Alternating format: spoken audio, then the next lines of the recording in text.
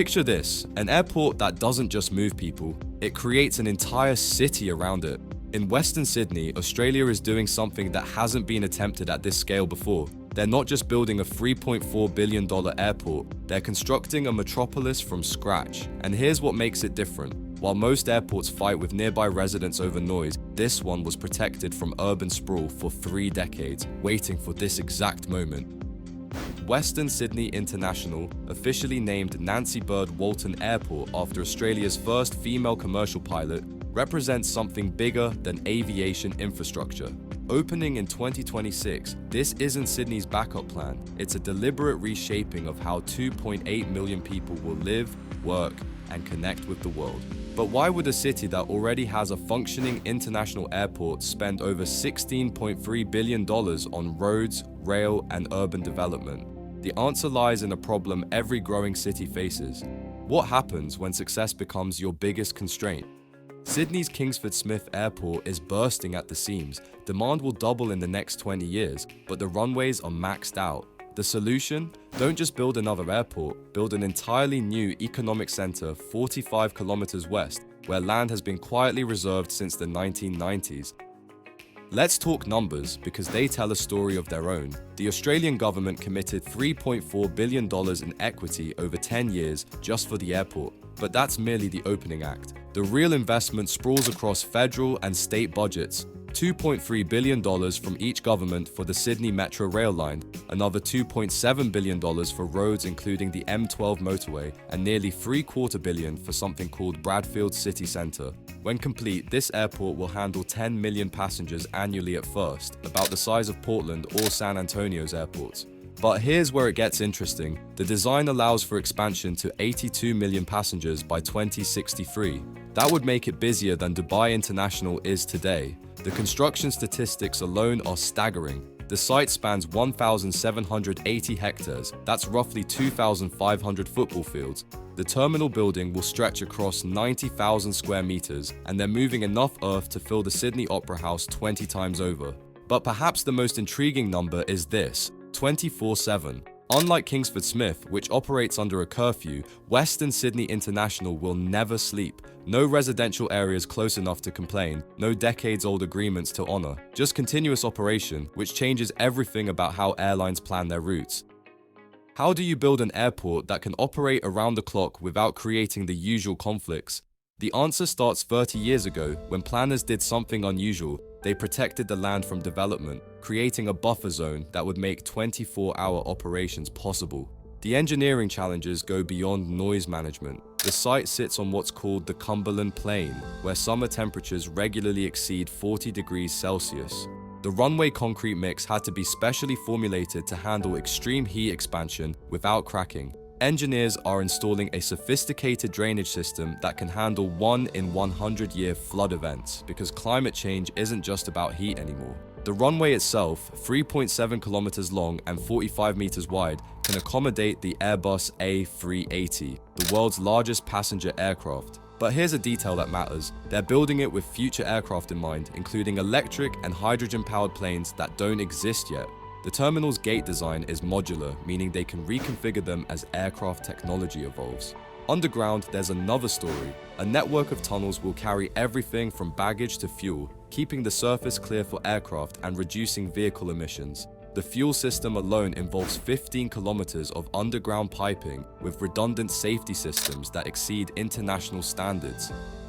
Now we get to the part that transforms this from an infrastructure project into an urban experiment: Bradfield City Centre. Named after the engineer who designed the Sydney Harbour Bridge, this isn't a suburb that might grow around an airport. It's a planned metropolis designed to house businesses, universities, and eventually residents. The New South Wales government allocated nearly $750 million just for enabling works. That's bureaucrat speak for the unglamorous but essential stuff. We're talking utilities, roads, and something called Central Park, which despite its name, won't be anything like New York's. This will be a green space designed around advanced manufacturing facilities and research hubs. Here's what's actually being built: specialized facilities for aerospace manufacturing, biotechnology labs, and logistics centers that can handle time-sensitive freight. The first residents won't be families in suburban homes. They'll be researchers, engineers, and students at institutions that don't exist yet but are already being planned. The timeline reveals the ambition. Enabling works start in 2025, the airport opens in 2026, but Bradfield city centre won't be fully realised until the 2040s. They're planning for population growth that hasn't happened yet, for industries that are still emerging, for a workforce that's currently in primary school. One fascinating detail: the city will have its own microclimate management system. Using water recycling and strategic vegetation, planners aim to reduce temperatures by up to 4 degrees compared to surrounding areas. In a region where heat waves are becoming more frequent, that's not luxury, it's necessity. An airport without connections is just an expensive parking lot. Western Sydney International's success depends on something Australia has historically struggled with: integrated public transport. The Sydney Metro Western Sydney Airport line isn't just another train, it's the spine of an entirely new transport network. This automated driverless system will connect the airport to the existing network at St Mary's, with stations at Bradfield, the airport, Luddenham, and Orchard Hills. The journey from the airport to central Sydney will take 45 minutes, competitive with driving even without traffic. But here's what's different about this metro: it's being built before the demand exists. Usually infrastructure follows growth. This time they're betting that if you build it, they will come. The stations are being designed for crowds that won't materialize for years, maybe decades. The M12 motorway tells another story. This isn't just a road to the airport, it's a toll-free motorway that connects to the M7, creating an orbital route around Sydney's west. The decision to make it toll-free is significant in a city where most new motorways charge users. It's an admission that for this to work, barriers to access must be minimized. Then there's the integration challenge. The airport, metro, and motorway must open within months of each other in 2026. If one fails, they all fail. Construction crews are working in parallel, sometimes literally on top of each other. The coordination required is staggering. Weekly meetings involve over 200 engineers from different projects. Let's address the elephant in the room. Is this $16.3 billion gamble worth it? The projections are bold. The Western Sydney Aerotropolis, the broader precinct including the airport and Bradfield, is expected to create 200,000 jobs by 2056. Not just any jobs, high-skilled positions in aerospace, defense, manufacturing, and research. The economic modeling suggests this could add $15.6 billion annually to Australia's GDP by 2060. But projections are just educated guesses. What's more concrete is the immediate impact. Already, 11,000 construction jobs have been created, with over half going to workers from Western Sydney. The multiplier effect is real. Every construction worker needs food, transport, and services, creating ripple effects through the local economy. International investors are watching. The airport's proximity to the planned special entertainment precincts, zones with extended trading hours, and relaxed regulations could attract businesses that might otherwise choose Singapore or Hong Kong. Trial precincts are planned by the end of 2025, testing whether Sydney can compete as a 24-hour city.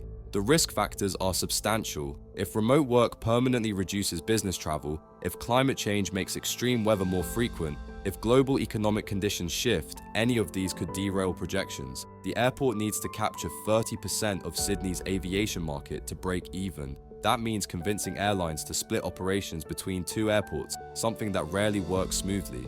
Yet Western Sydney's demographics suggest untapped potential. This region houses 33% of New South Wales workforce and 30% of small businesses, but has been historically underserved by infrastructure. The airport could flip that script, making Western Sydney the centre rather than the periphery. Every mega project claims to be sustainable. Western Sydney International is trying something more specific. It aims to be carbon neutral for its direct operations, though not for the aircraft it serves, an important distinction often buried in the fine print. The approach involves multiple strategies. Solar panels will cover parking structures and terminal roofs. The terminal's design maximizes natural light, reducing energy needs. Water will be recycled through an on-site treatment plant, with treated water used for cooling and irrigation.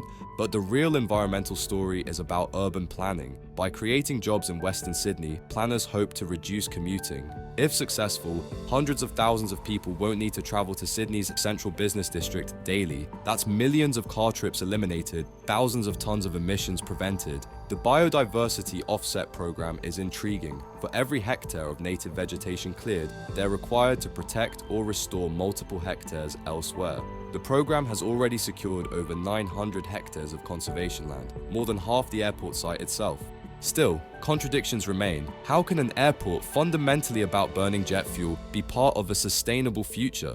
The answer from planners is pragmatic. People will fly regardless. Better to do it efficiently, with ground operations that minimize additional impact, than to pretend aviation will disappear.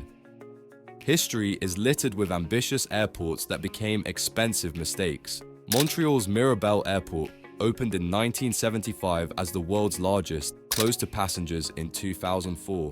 Berlin Brandenburg Airport opened 6 years late and billions over budget. What makes Western Sydney different? The phased approach provides some insurance. Starting with 10 million passengers allows for gradual growth, avoiding the trap of building for demand that never materializes. The modular terminal design means expansion can follow actual need rather than optimistic projections. But challenges are already emerging. The construction industry is stretched thin, with multiple mega projects competing for workers and materials. Cost overruns seem inevitable. The question is, by how much?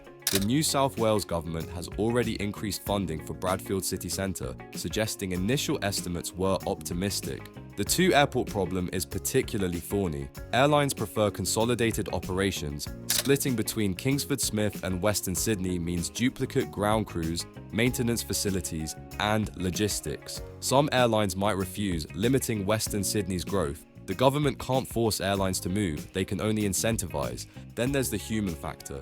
Will Sydney-siders, famously attached to their beaches and harbour, embrace a new centre of gravity 45 kilometres inland? Culture doesn't change by government decree.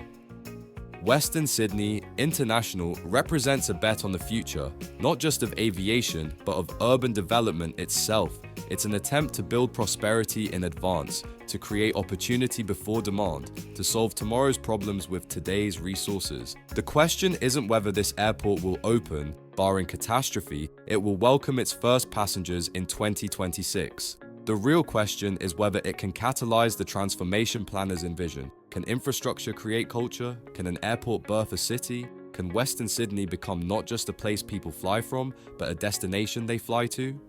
In 2027, we'll see the first real test. By 2040, we'll know if Bradfield has become a city or remained a plan. By 2063, when the airport could handle 82 million passengers, we'll understand whether this $16.3 billion bet paid off. What makes this story worth watching isn't just the scale of ambition, it's that Australia is trying to solve a problem every growing city faces. If they succeed, Western Sydney becomes a model for integrated development worldwide. If they fail, it becomes a cautionary tale about the limits of planning. Either way, in less than 2 years, a plane will take off from a runway that doesn't exist yet, from an airport still being imagined, serving a city that's just a collection of plans and promises.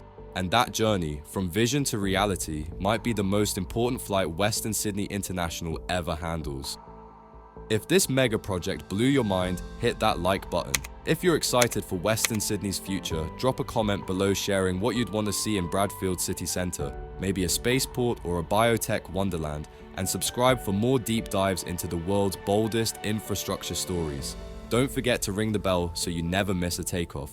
Thanks for watching, see you in the next one.